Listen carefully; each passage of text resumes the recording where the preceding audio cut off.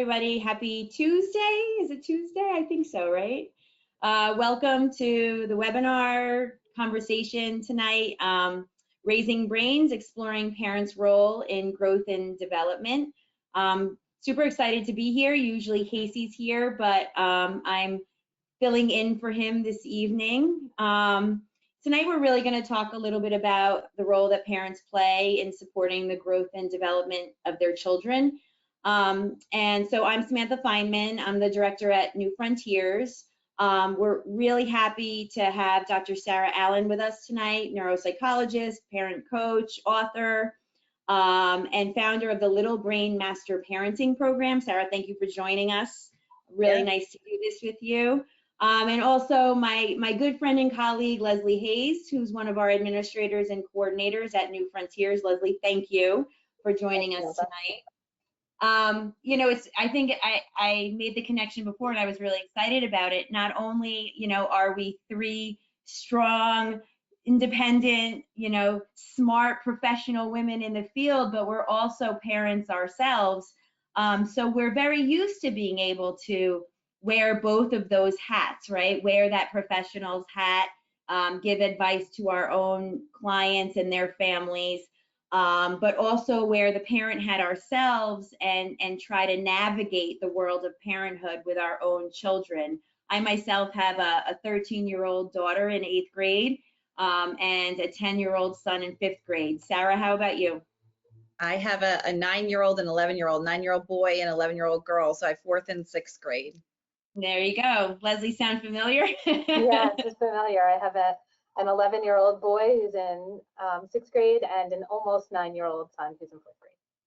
There we go. So, you know, I think that it'll be nice because we'll probably all in some capacity, you know, come from, you know, one perspective and then the other throughout the conversation. So without further ado, let's kind of, you know, get into this conversation. You know, let me just start with you, Leslie, a little bit.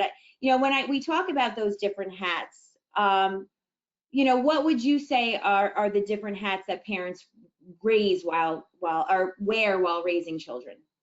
Right. I feel like there's so many hats and they pop up at all different moments depending on what's going on with our children. I think, you know, for many of us, we play the role, you know, we wear the hat of the advocate for our child. We also wear the hat of the entertainer. We wear the hat of the provider and the giver of care. We wear the hat of soother, and then sometimes we wear the hat of friend or somebody who can lend an ear. Yeah. Disciplinarian, I think sometimes too, right? Sarah, about that one. Right. What about you, Sarah? What do you think?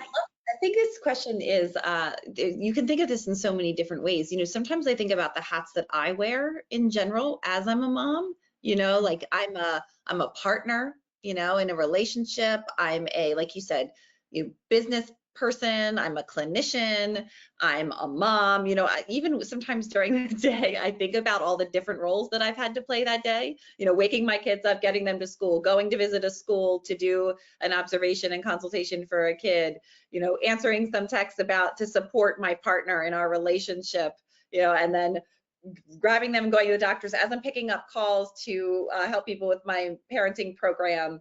And, you know, you just kind of think about all of the different things that you've had to be in one day, and that can be a lot. And I think our kids do that too. You know, they are different hats at different times and they wear different hats at different times. I know my daughter, who's 11, does this a lot. You know, they're trying on different hats. You know, they try on the hat of this kind of kid or that kind of kid. Do they want to be this kind of thing or that? So I think the hat analogy is such a great one because it's so many different things, you know, and then just as an individual parent, you do the same thing that like Leslie was just saying, you know, you have to have all these different roles with your kid. And, you know, we all want our kids to come to us and we want to be confidants and, you know, even maybe friends, you know, even though we know we can't always be that, but we play really every role with our kids all the time. And I think that's what makes it difficult when you are a parent, that you need to sometimes get some help from your community or from a different organization or something to be able to fully support your child, because you just can't wear all those hats all the time.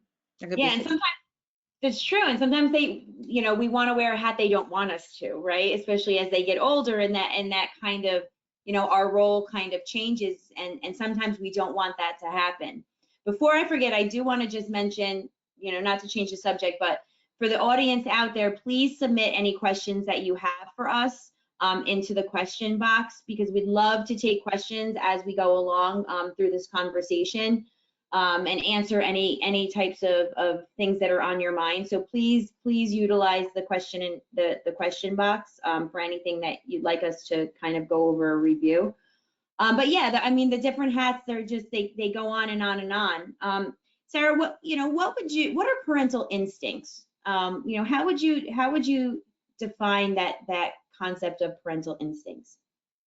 So I think parental instinct, I always say parents have a gut, and I think that those guts are really good guts, and they're guts because we have this biological strong connection to our children. And even if you're not your child's biological parent, it's the connection is so strong when you're raising a child that you feel so deeply about, that you have this emotional string that's tied. And so you do get instincts, and sometimes sometimes they are excellent and you want to follow them, and sometimes they're due to these fears or these other emotions that you're having, and you need to kind of watch them a little bit too. But I still always I call it the mom gut or the dad gut, that parent gut, because that really kind of tends to lead you in a direction. Something's going on here. I'm feeling something about the relationship with my kid, or I'm feeling something about this. This comes up a lot for me with school placements, when we're looking at different placements for kids or trying to find different school programs. I'm always listening to the mom dad gut there, because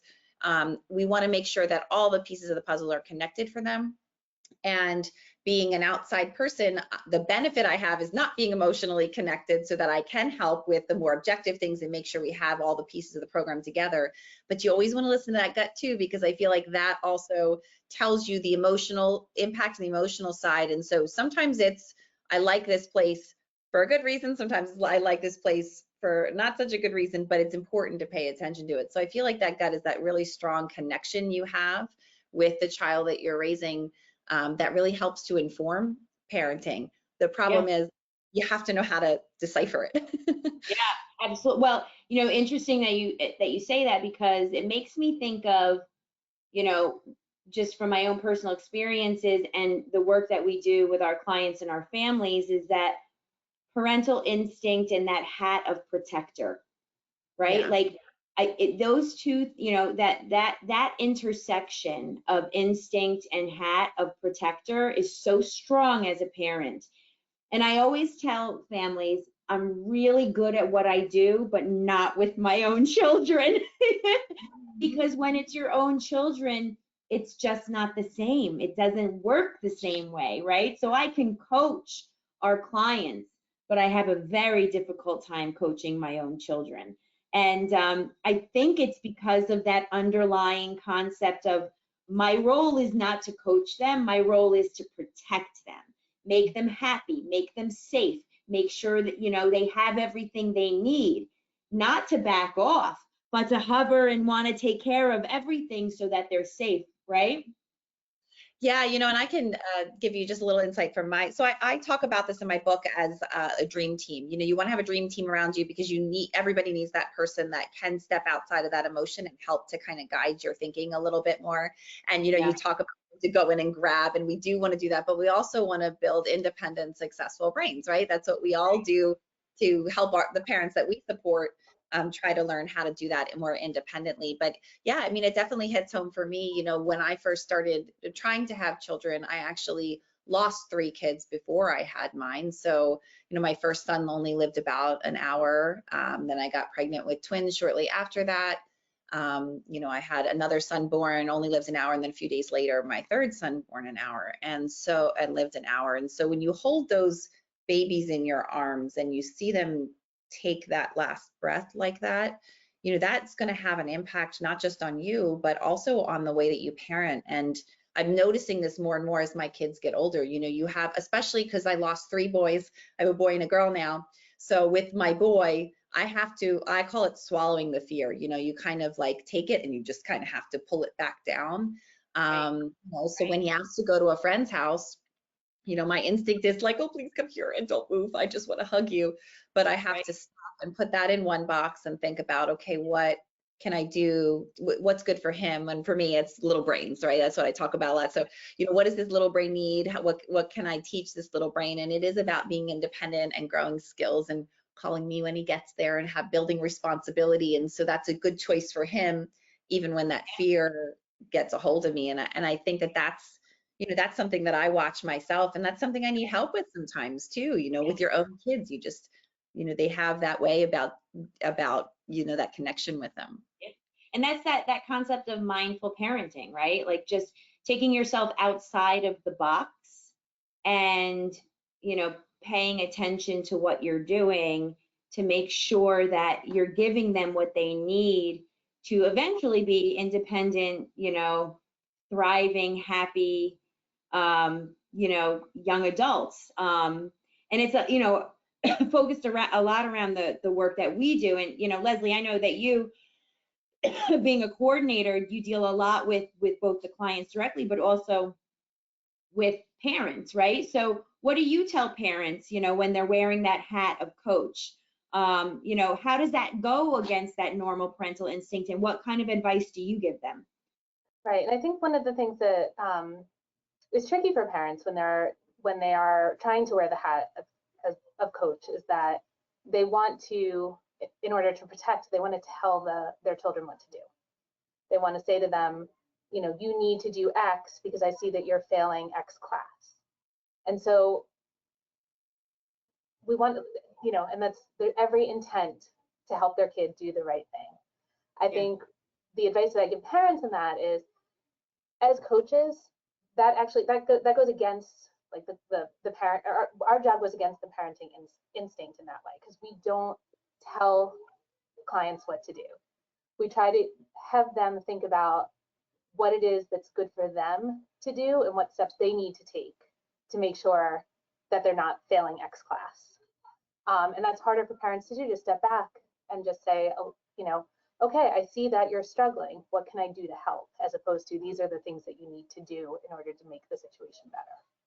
So it's really just about, can we see it from the outside and say, can I be there for you? What do I need to do to help you? Let me know. Yeah. So interesting. I had an example of this today with my own daughter, who was home from school and wasn't getting communication from, you know, she's in middle school, 8th grade. She's taking 2 Regents classes. I'm in New York. And she's not getting any communication from from one of her teachers. And you know, she said to me, what do I do? And, you know, I said, well, what do you think you should do? Well, I tried everything. I emailed him. I did this, I did that. I said, okay. And she said, and I said, well, she said, I need help. And I said, okay. Well, so my natural instinct is to call the school, to get the principal on the phone, to, you know, ask why the teacher's not giving her information, et cetera, et cetera, et cetera. And instead, right, I went into kind of like that mindful parenting mode. And I said, how can I help you? I have ideas of how I think I can help you, but I want you to come to that conclusion. I want you to give me some suggestions. And I've been doing with her since she started in 6th grade. And it's amazing. She's developed this incredible language that when I hear her say it, I smile and I get so happy. She goes, I'll figure it out. And I'm like, there we go. Right. And so it's so incredibly important, especially when kids get to that middle school age, to start helping them to develop that I'll figure it out language, right? And I think it also goes into that concept of growth mindset. So Sarah, tell us a little bit about how you think parents can help to develop a growth mindset with their children. And maybe just for the parents that don't know out there, what is growth mindset? Yeah, I love, well, and before you start, I call this, I have a little bit of a twist on the mindful parenting. I call it mindful meddling because, you know, I don't know if you're anything like me, but you're a meddler and it's totally going to happen. And so, yeah, I call it mindful meddling because yes, you want to be a part of it and you steered her, right? You had all those cues, it's not like we're saying, don't do anything and they'll figure it out, leave them to their own devices. not like what parents we were reading about that lets, 3 or 5-year-olds figure their way to the park and the back. Like, we're not talking about that, right? We're talking about guiding in a very particular way. And so that's why I call it mindful meddling, because I just, it's not in my nature to not meddle. So I have to do it in a very particular way. And that kind of goes along with growth mindset. It's about setting up your household, for me, in a way that is about growth and not about failure. There's no failure. It's only opportunities for growth. I talk a lot about, I like glow and grow charts in particular, so I'll kind of use that as an example for how to set your household up. But you put on a list of the places that you're glowing, that you're just rocking life and really doing awesome, and the places that you need to grow. And those are kind of your goals and objectives. And I think as parents, I always say they give you like a license, you got to drive a car, but they just hand you a kid, right? And they send it home. They're like, you'll be fine. I'll figure it out. I was like, there's no manual. Can someone give me a book or a manual or guide or something? And I think the reason it hasn't been written, right, is because if we gave you a manual with like these 10 rules in it, your kids would break them all the first minute, the first page that you read. So it really is more of a coaching, more of a guidance. Like, this is why we do coaching, right? Because it really is needed. But when it comes to growth mindset, it's not just about having it for your kids, but it's about having it in the whole household, where everybody's working on something. Everybody's using their experiences and both their experiences with success and their experiences with failure to learn and to grow and to get better and to become a little more insightful and gain that self-understanding on where your strengths are, where your weaknesses are, what your goals are, and how you're going to get there. So it's about growth and not just about staying in one space. Yeah, that's great. And can you elaborate on that concept of a teachable moment and how that relates to growth mindset and kind of setting the stage in your house to promote that? Yeah, and it kind of all ties in with that mindful meddling, right? Because if we're constantly thinking about, I always say there are 2 questions I ask as a parent, and then I encourage my parents to ask. It's, what does this little brain need to learn, and what can I teach this little brain? And if you start to think about your kids as little brains and become these brain detectives, you really are starting to figure out those teachable moments, because you're looking right now at everything that's happening. Like when your daughter, is a great example, came to you and said, I need this help. You're not looking to fix what's coming at you, right? That I'm having an issue at school. You're looking at it and saying, what does her little brain need to learn? How to become independent and problem solving and fixing these skills. And now you know what to go in for. That's your teachable moment there. So you're not fixing the problem presented to you. You're listening for, what does that little brain need? And you're responding to that. And I think that's how you find the teachable moments day to day. And I really, my kids are probably totally sick of me looking for those teachable moments. Probably you too. I'm sure you both have had this experience where they're like, but I see everything that way. Conflicts with peers, oftentimes looking for that teachable moment, a time that they're really upset or overwhelmed. Or for me, I gave the example of losing my kids early on. And my son is really taken to that for some reason. He calls them his brothers, and he wants to talk about where his brothers are. And so, when that time of year comes around, it happens to be February, March for me, I will take the time to say, I'm just reminding you, this is the time of year. So sometimes I get a little sad, and I just wanted you to know that. And, my son at that point said, thank you so much for telling me, Mommy, because now I know that if you're a little sad, that I can help you more instead of getting upset with you, and so it's like almost like he flipped the teachable moment on me. Yeah.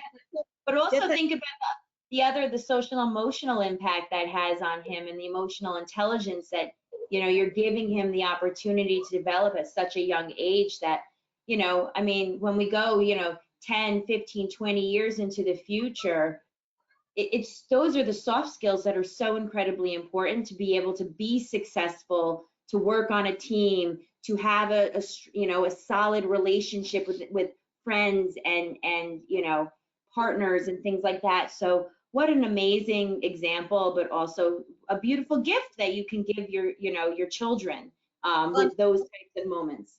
And for him in particular, and I think with a lot of the kids that we cross over, that we both serve, executive skills, the executive coaching that you do is all frontal lobe work. It's all about control and organization and planning and problem solving and all those things. And that, yes, that comes out in an academic sense, but it also comes out in an emotional sense. And so a lot of these kiddos, my son included, really passionate, I call them spirited children, because it's, we have, I like to personify parts of the brain. So we have an Amy G, our amygdala. I call her Amy G because she's just so emotional and she's all over the place. Right? I picture her like, well, I would say like a teenager, but I swear it's like my 11-year-old who's like rolling her eyes and like emotions like really, really fast.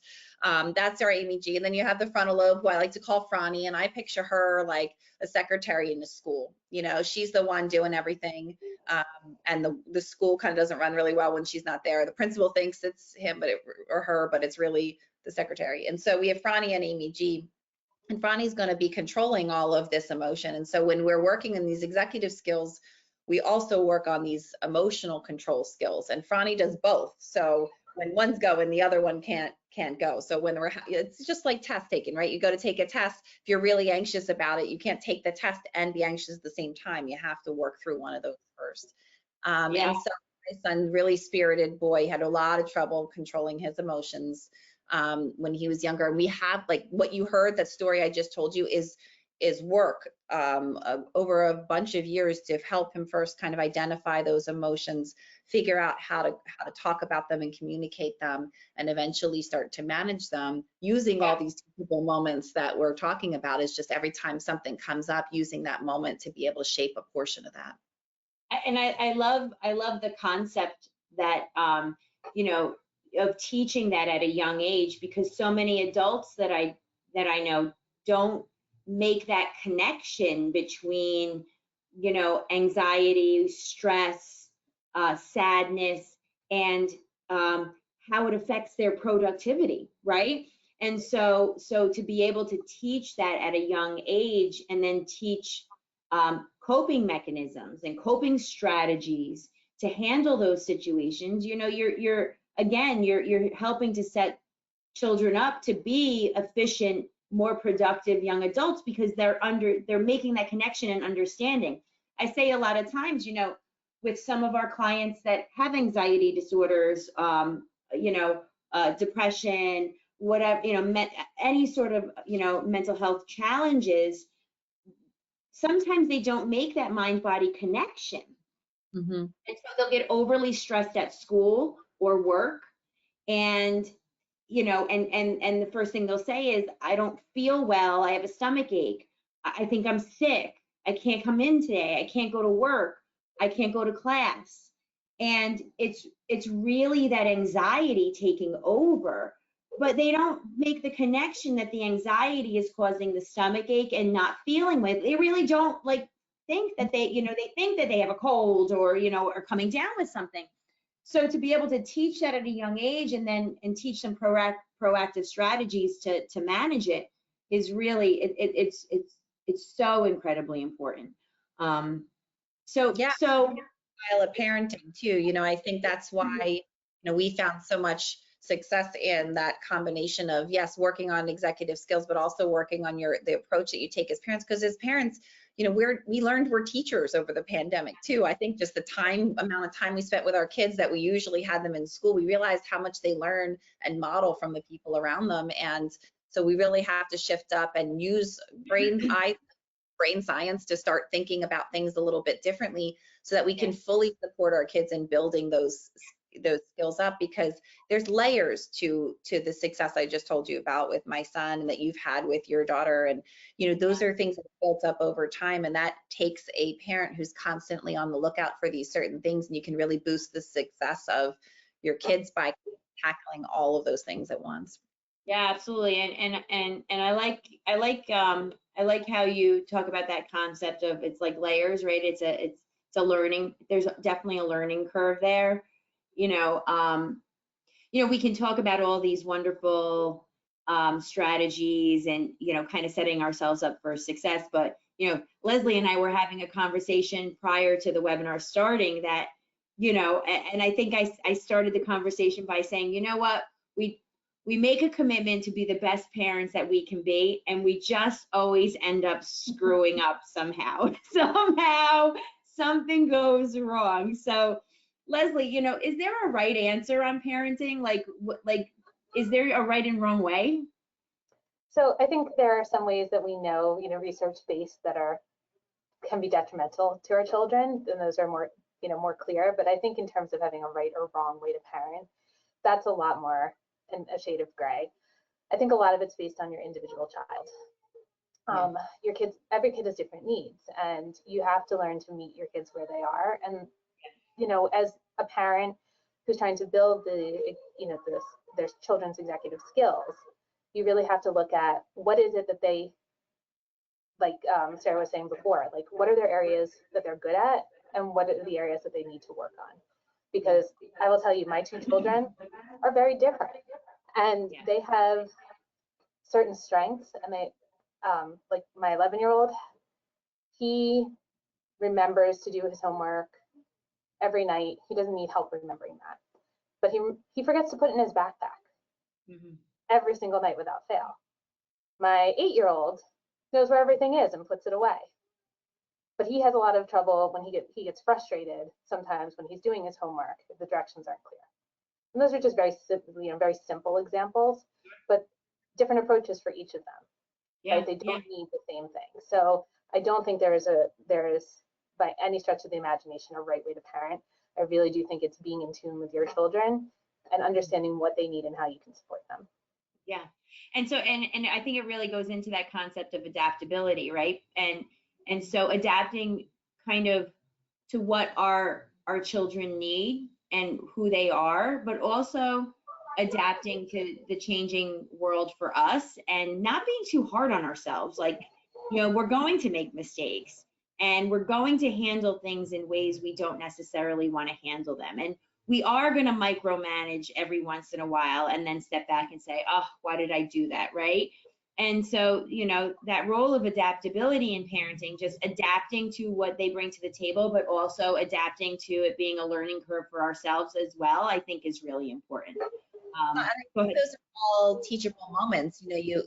What I've seen is that the people who grew up, and we actually have a good solid generation of parents who grew up with everything's fine. Don't worry about it. It's all good. Everything's swept under the rug. You be happy. Everything's happy. Everything's good. And I think those parents have the most difficulty identifying how they're feeling about something and being able to understand that feeling so that they can decide how they want to act and react and not have that emotion drive their behavior. So they're having that trouble to begin with. But when you lose it, I lose it. When you lose it, that's a teachable moment for your kids. You not being perfect is a good thing for your children.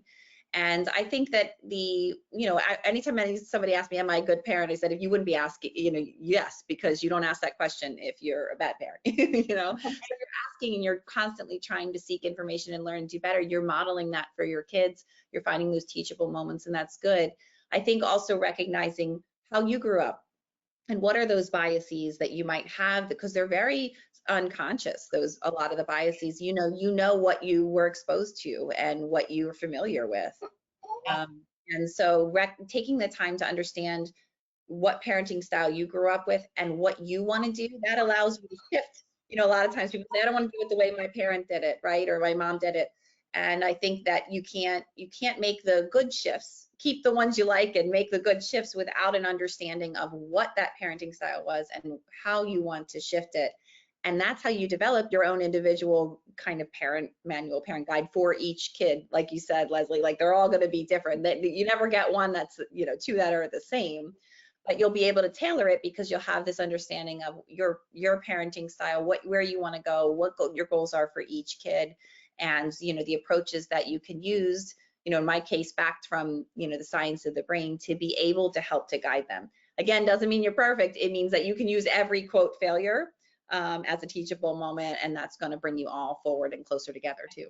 Yeah, just to piggyback off that a tiny bit, I think also listening to feedback from your children is helpful as well, right? Because sometimes they may not say it in a way that you appreciate all of the time, but there's a lot of information in there that can help you with those teachable moments. I say listen to the message, not the delivery, right? Because sometimes behavior, right? Like your kid's freaking out, running up the steps. You're like, what happened? That's usually something's up with my brain. I need some help. But yeah, listening to the message is definitely helpful. And that's that growth mindset, right? We're on a team, right? You're giving me feedback and here's how, and I'm giving you feedback.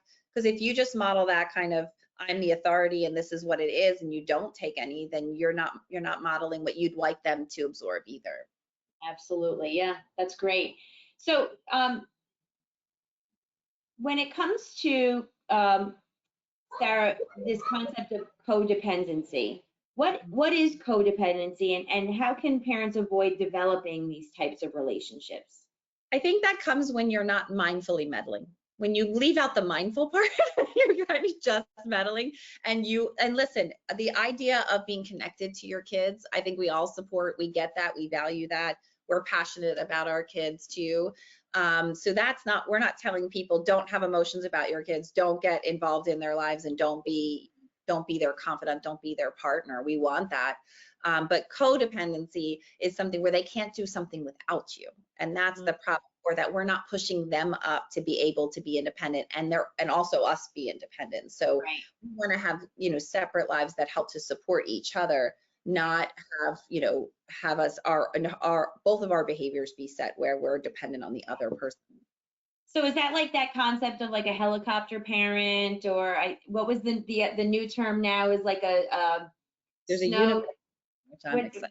Something about a snow something, or a lawnmower parent, right? So first it was the helicopter parent that hovers over, then it was the lawnmower parent that takes all of the struggle and just pushes it out of the way, so that the children don't have to struggle with struggle. So when it comes to that codependency or the helicopter parenting, like what would be like a couple of your go-to recommendations for parents?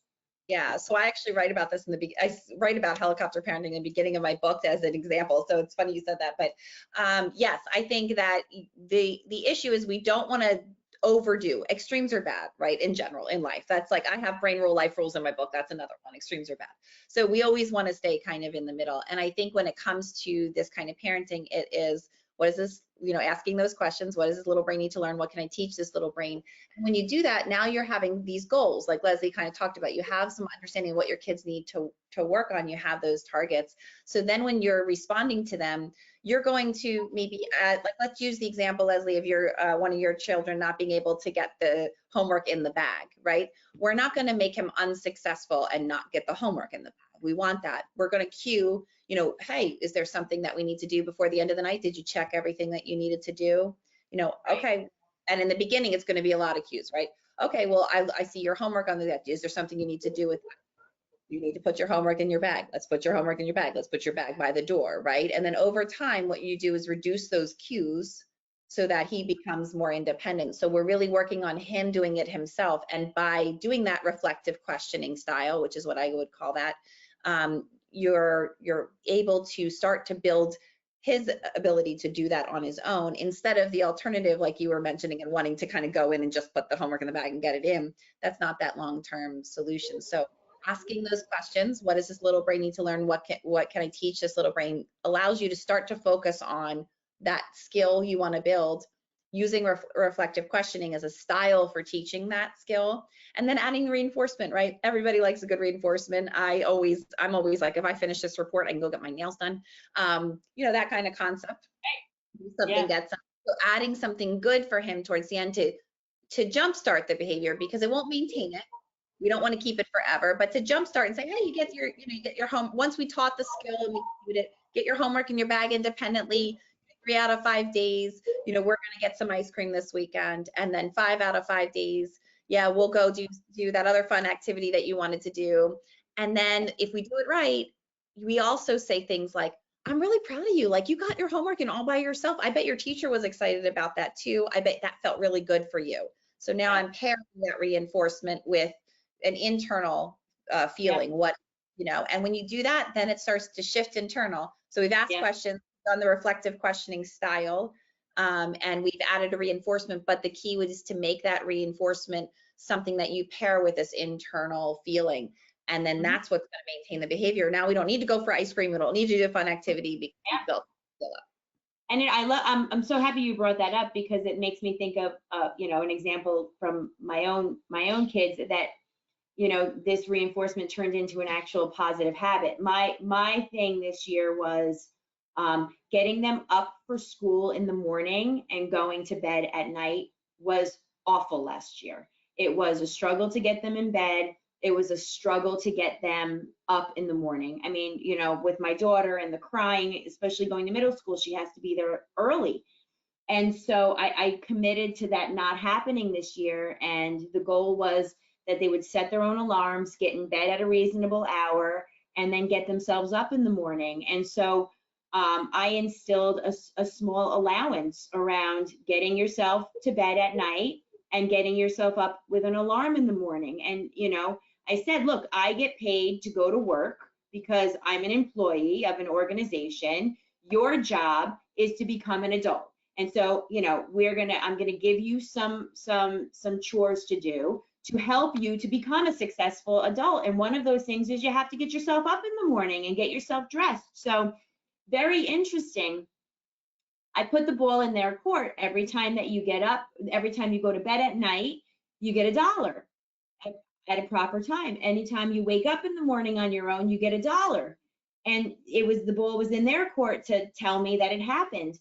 Well, after a month, they were just going to bed at a reasonable hour and getting up and not asking me for $1 anymore, because it just became a habit. Like, it just became part of their natural routine, which is that kind of it becomes internally reinforcing. So, So use the cool brain trick. I call them the BJ, the basal ganglia. It's one of my favorite parts of the brain. I know, I'm sure you all have your own, but mine's the BG.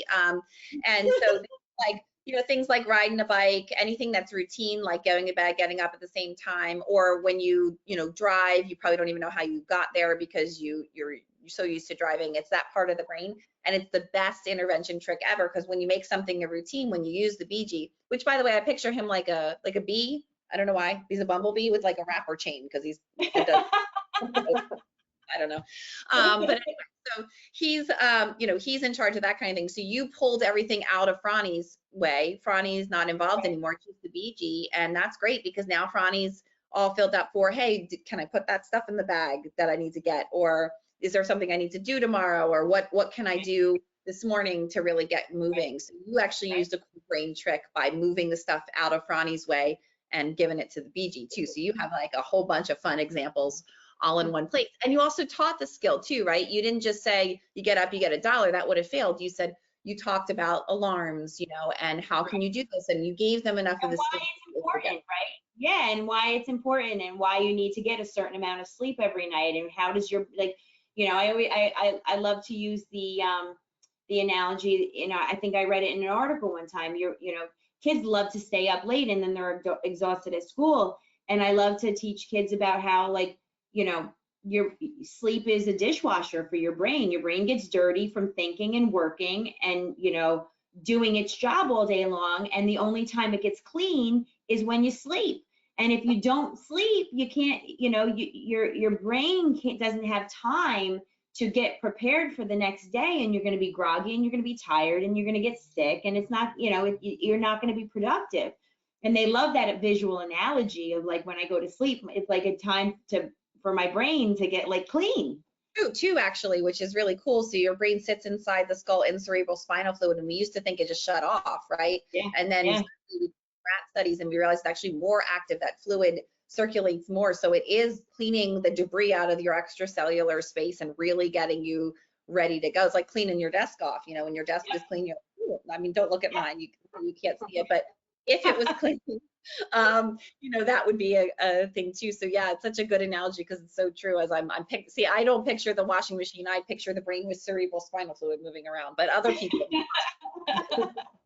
Great, that's great. So Sarah, you had mentioned before, and I just want to remind the audience, please, if you have questions, feel free to put them in the question box, and Sarah and Leslie and I will be more than happy to answer them as you put them in there. But you mentioned that concept of executive skills before. How are executive skills developed, and what role, if any, do parents play in the development of those skills? Yeah, well, this is a huge question. And even before we start this one, your whole conversation, your example of your kids and going to bed, for someone who lacks some executive skills, like kids with ADHD, or even kids who haven't necessarily been diagnosed, but just don't have those kinds of skills for the capacity for control and problem solving and all of those kinds of things, that process is going to look a little different for them. There's going to be more instruction around how to create that habit and around the checklist that might need to happen. You might need a little more structure there. It's still very doable, but you have to approach it in the right way. And I think that's why executive skills are so important. As I said, they're Franny's job. They're that frontal lobe of the brain job. And so really, you know, we teach math, we teach reading. We don't always teach these skills of studying and planning and organizing and problem solving, but they're a skill in the brain more so. I mean, we use different skills to apply to math and to apply to reading. We don't have a reading and a math center of our brain. Here we actually have an executive center of our brain that does all of these things. And so we really need to train it. And a lot of kids who don't have these issues pick up on these things on their own.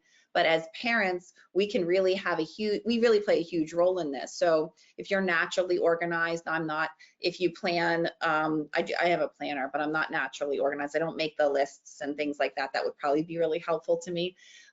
Instead, you know, I do a lot of the planning. So my kids pick up a lot on the problem solving and planning parts to me.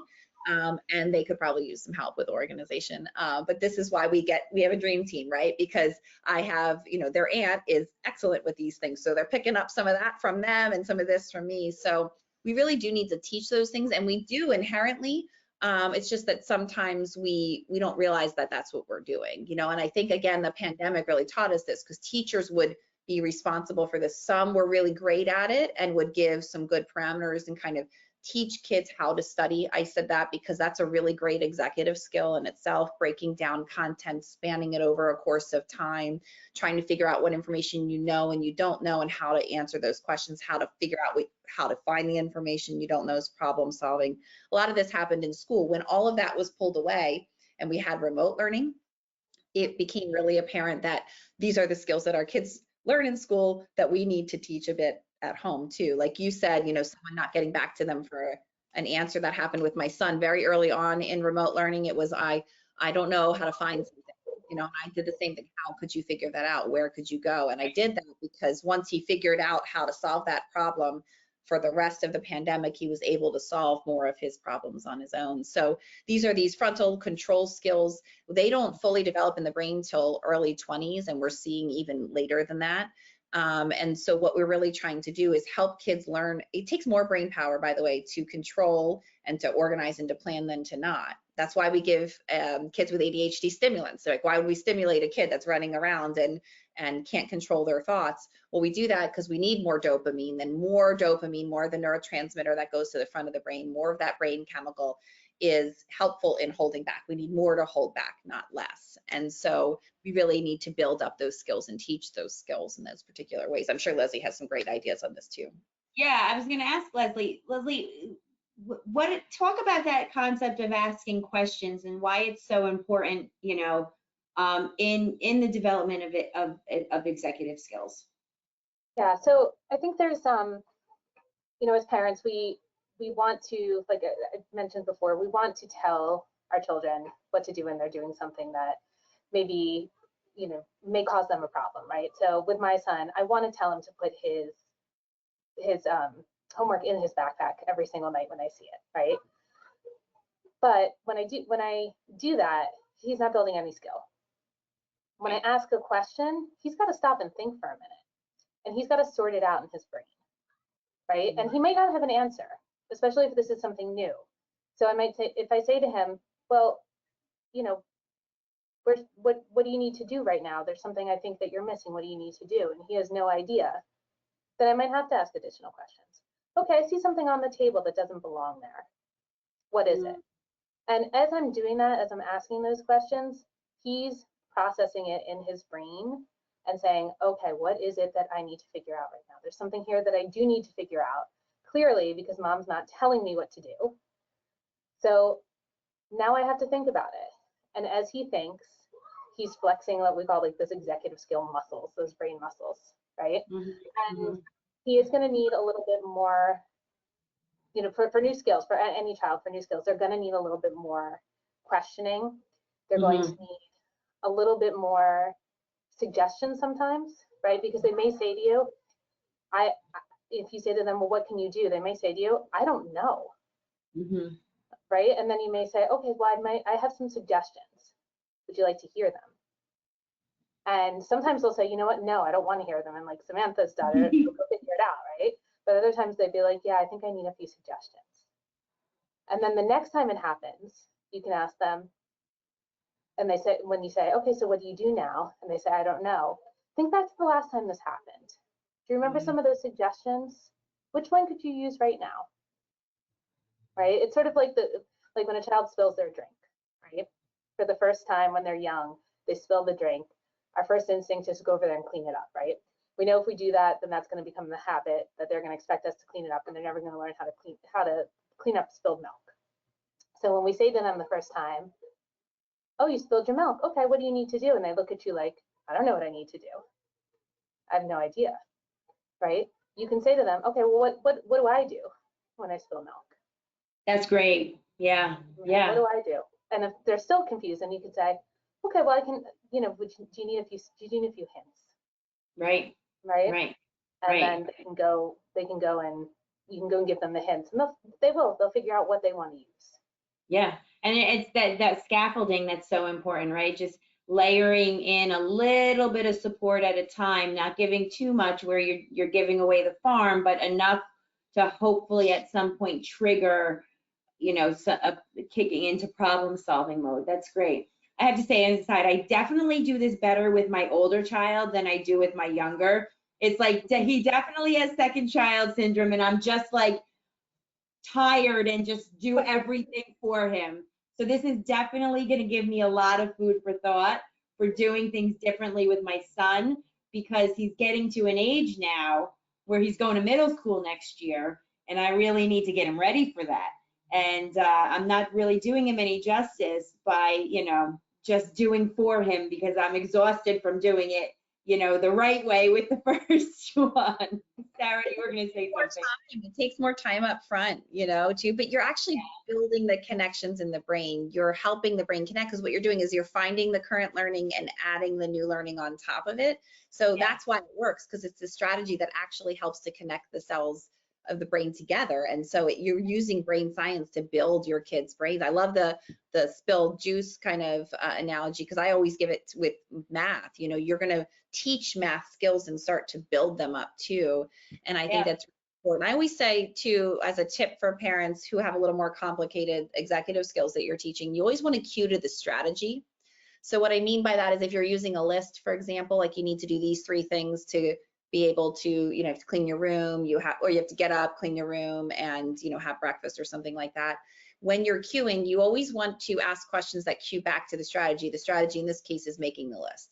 So if you're looking for what questions do I ask, because we've talked a lot about asking questions, you're asking the question that's going to give them the strategy that they can then rely on. So it's you know, did you do everything today?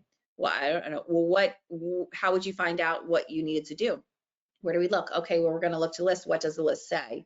And over time, they'll be like, did you do anything? I know, look at the list, you know, and that's when you know you've really kind of started to nail, because now they know how to find the answer to solving that problem. And I think with kids with more complicated executive issues, kids who really are struggling a little bit more, there's more teaching involved. There's more of that layering and kind of breaking down skills. So for parents, if there's anyone on here with a more complicated executive issue, or an older kid where there's just more complicated stuff happening, think about, how do I help my kid to solve a problem they don't know how to solve? That's your strategy. Whatever the answer to that is your strategy. So you want to ask questions that lead them to that strategy, because we don't want to just rely on them knowing the answer. You know, clearly if we're making a list, they don't know how to do that many things in one thought. So you need to cue them to the list, not cue them to the information on that list, if that makes sense. I love that concept. Like, it's mind blowing to me. What would I do? So if the milk spills, what do you do? I don't know. Well, what would I do? Well, you would clean it up. Okay. Well, then what should you do? Right? Like, I mean, it's really, it's great, because it helps to start encouraging autonomy, right? And like being able to do for yourself and not rely on other people to do things. Yeah, that I would clean it up, but you could clean it up just as well as I can clean it up, especially with some practice. So I think that's just, it's a great simple trick and tip to give to parents that, you know, when kids are having a hard time making the connection of how they should react, you know, helping to put them in your shoes and see how would you react, and then how can they model that behavior to achieve the goal at hand. It's great. Samantha, I just ran the same issue as you did with the second child too, just to comment on that. At Good. the other, it was third grade maybe, I looked at my son, I was like, can you tie your own shoes? Did anyone ever teach you to tie your shoes? 'Cause I don't know if he did or did, you know, between his sister and me, you know, we just did it and didn't even realize it. And so even now, that's our goal in our household is when you ask for something, do you actually need it or are you just asking for it? And today, even this morning, Mom, can you hand me a napkin? And I looked at him because I had my hands in smoothie and I was trying to get together and I'm grabbing my coffee at the same time. And I just looked at him after a lot of queuing prior to this. And he goes, never mind, Mom, I think I can get it. And I was like, there you go. That's great. Yeah, and it definitely, I feel like this, you know, definitely with the first, it's easiest, and the subsequent children, it's just going to get harder and harder because you are tired. And I think, you know, I think one thing that also could, you know, potentially be helpful is helping your kids cue each other also, right? And that takes a little bit more skill because it has to be done in a way where the, you know, the children are not being condescending to each other, especially in birth order. But I think it is something that you can practice in your house, is getting them to cue each other as well, and in a supportive way. So it kind of takes a little bit of the onus off of you all the time, because as we know, parenting is exhausting. It really is a challenge, and we don't always do it right. And sometimes our kids are going to do it better than us. They may be better at prompting their sibling than we might be. So it's just mindset in the home too. You know, if the whole home is what can I work on, and I'll ask my kids this all the time, you know, hey, you know, how is there stuff that I should work on this week? What are you working on? What are you working on? We just have that kind of a conversation, you know, on the ride home from a sporting activity or something every once in a while. And that I think helps to create that dynamic like you're talking about, where it's like, hey, you wanted to work on this, I'm just here to help support you in wanting to work on that. And when you model that feedback back and forth, your kids start to model it amongst themselves. And then what great skills you're teaching them for relationships later and for friendships later too, you know? Absolutely. Yeah, that's really good. So last call for any questions that anybody may have. Feel free to put them in the question box. You know, while we see if anybody has any last minute questions, I'm just going to ask you both, what would be your one takeaway that you think is really important for people to walk away from this webinar with? Sarah, I'll start with you. I think for those with more complicated executive issues, you know, Leslie has some awesome ideas, and hopefully we've all given some tips, but I think it's just a matter of remembering to teach skills before you manage behavior. You know, like I talk about this, you know, I have a book called Raising Brains, that mindful meddling to raise happy, successful, connected kids. And the ways that you do that is by making sure you're giving them all these skills and teaching skills before you're just reinforcing or punishing. So if you find yourself yelling a lot or just trying to throw sticker charts and add reinforcements in, it's probably because your child needs to learn a skill, and executive skills are skills, right? So think of them like you would math or reading, or like with a younger kid, the spilled juice is a great example of, you actually have to teach them what to do that you think that they know, but they don't probably know. And so asking those questions is really helpful, and making sure that you start to teach that skill and then build it from there. I think that would be my main takeaway. Awesome, great. And Leslie? Yeah, I agree with Sarah 100% on that. And I think then adding on top of that, if you're finding it really challenging, especially if you do have a child who has more needs than you feel like you personally can handle, getting help, reaching out, finding that dream team, whether it is somebody who's a family member or a professional help, is really important. It can take a lot of stress off of you and off your child. Yeah, and I think we have people we serve both together, because you need some help with the executive skills and you may need some help with the parent side too. And you know, I think we have found that it's hard to do both. You know, the parenting skills are a little different than the executive skills, and having somebody focus on those, building those executive skills in your child, working with them, while somebody's focusing on helping to be that support and that part of that dream team as the parents to help to build those skills has been really helpful too, and that's why I do parent coaching, because it's just really, it's such effective. You're there all the time. You have all this opportunity for teachable moments. You have such a huge impact you can make on your kids. I always say you need to work with your kids too. You can have people who help you in that process, but we really have such a large role. So I think that's where something like parent coaching can add to that dream team you were talking about, Leslie. Yeah, and I'm glad that you brought that up. My takeaway would also be, sometimes, sometimes the support can be for kids, sometimes the support can be for parents, sometimes it can be for the family dynamic, and that there's all kinds of different help out there.